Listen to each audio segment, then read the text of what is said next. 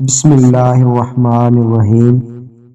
ان حضرت صلی اللہ علیہ وسلم پر وحی کا ابتدائی دور اچھے سچے پاکیزہ خوابوں سے شروع ہوا۔ آپ خواب میں جو کچھ دیکھتے وہ صبح کی روشنی کی طرح صحیح اور سچا ثابت ہوتا۔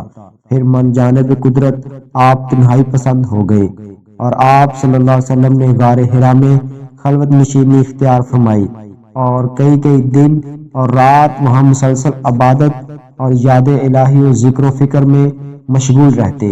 جب تک گھر آنے کو دل نہ چاہتا تو شاہ ہمراہ لیے ہوئے وہاں رہتے۔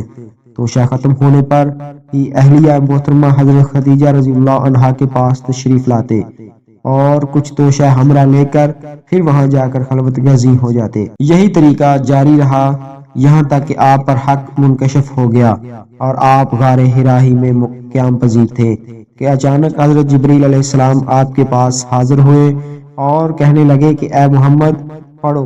آپ فرماتے ہیں کہ میں نے کہا کہ میں پڑھنا نہیں جانتا۔ آپ فرماتے ہیں کہ فرشتے نے مجھے پکڑ کر اتنے زور سے بھینچا کہ میری طاقت جواب دے گی، پھر مجھے چھوڑ کر کہا کہ پڑھو۔ میں نے پھر وہی جواب دیا کہ میں پڑھا ہوا نہیں ہوں۔ اس فرشتے نے مجھ کو نہایت ہی زور سے بھینچا کہ مجھ کو سخت تکلیف محسوس ہوئی۔ پھر اس نے کہا کہ پڑھ۔ میں نے کہا کہ میں پڑھا ہوا نہیں ہوں۔ فرشتے نے تیسری بار مجھ کو پکڑا اور تیسری مرتبہ پھر مجھ کو بھینچا، پھر مجھے چھوڑ دیا اور کہنے لگے کہ پڑھو۔ اپنے رب کے نام کی مدد سے جس نے پیدا کیا اور انسان کو خون کی پھٹکی سے بنایا، پڑھو اور آپ کا رب بہت ہی مہربانیاں کرنے والا ہے۔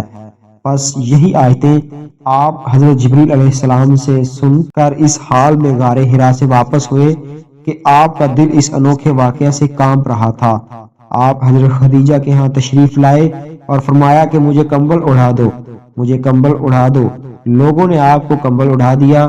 جب آپ کا ڈر جاتا رہا تو آپ نے اپنی زوجہ محترمہ حضرت خدیجہ رضی اللہ عنہا کو تفصیل کے ساتھ یہ واقعہ سنایا اور فرمانے لگے کہ مجھ کو اب اپنی جان کا خوف ہو گیا ہے۔ آپ کی اہلیہ حضرت خدیجہ رضی اللہ عنہا نے آپ کی ڈھارس بندھائی اور کہا کہ آپ کا خیال صحیح نہیں ہے، خدا کی قسم آپ کو اللہ کبھی رسوا نہیں کرے گا۔ آپ تو اخلاق فاضلہ کے مالک ہیں، آپ تو کنبہ پرور ہیں، بے کسوں کا بوجھ اپنے سر پر رکھ لیتے ہیں، مفلسوں کے لیے آپ کماتے ہیں، مہمان نوازی میں آپ بے مثال ہیں اور مشکل وقت میں آپ امر حق کا ساتھ دیتے ہیں۔ ایسے اوصاف حسنہ والا انسان یوں بے وقت ذلت و خواری کی موت نہیں پا سکتا۔